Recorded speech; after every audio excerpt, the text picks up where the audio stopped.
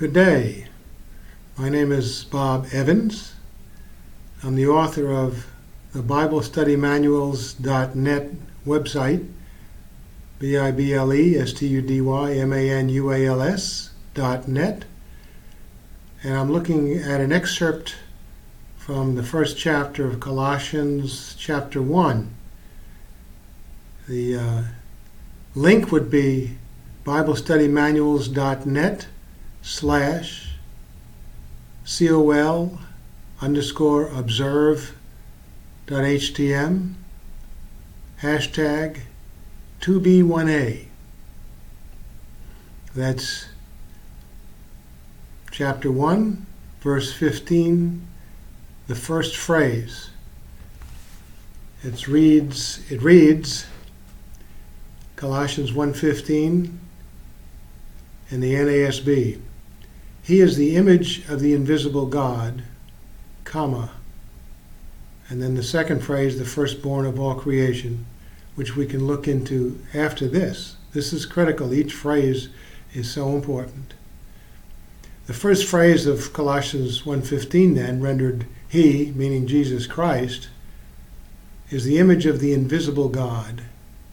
That phrase fully establishes Christ's deity because the Greek word, spelled aoratou, rendered image in the Greek phrase, which you'll see there in the text, the Greek written out, which is rendered, he is the image of the invisible God.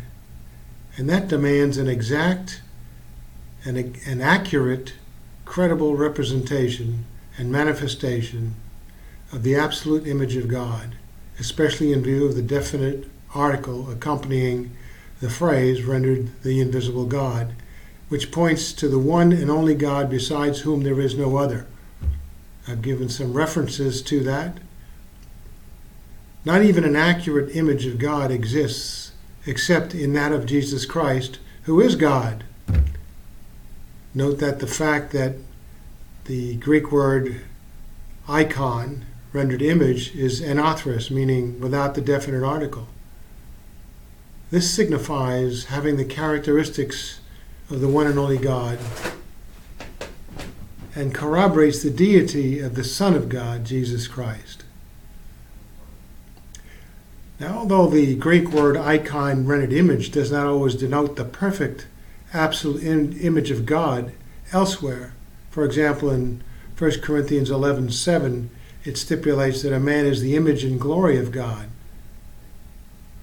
Nevertheless, the context of Colossians 1:15a demands an understanding of the absolute perfection of the image of God. So in regard to deity, Christ is the image of the invisible God.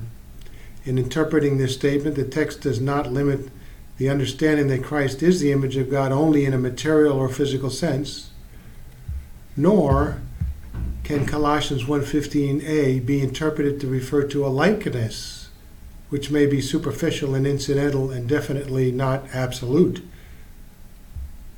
Nor should we limit the passage as portraying the concept to one stage or a period of Christ's existence.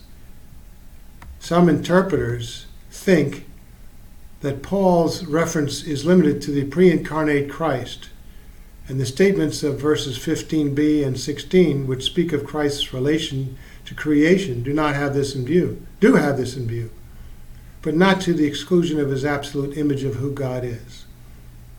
Others prefer to think that the apostle had in mind that Colossians 1:15a has in view the incarnate Christ in his glorified state, which asserts the pre-existence of the Son, limiting the meaning of the phrase to the exalted Christ.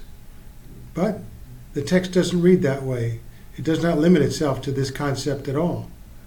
Christ always has been, is, and always will be the image of God.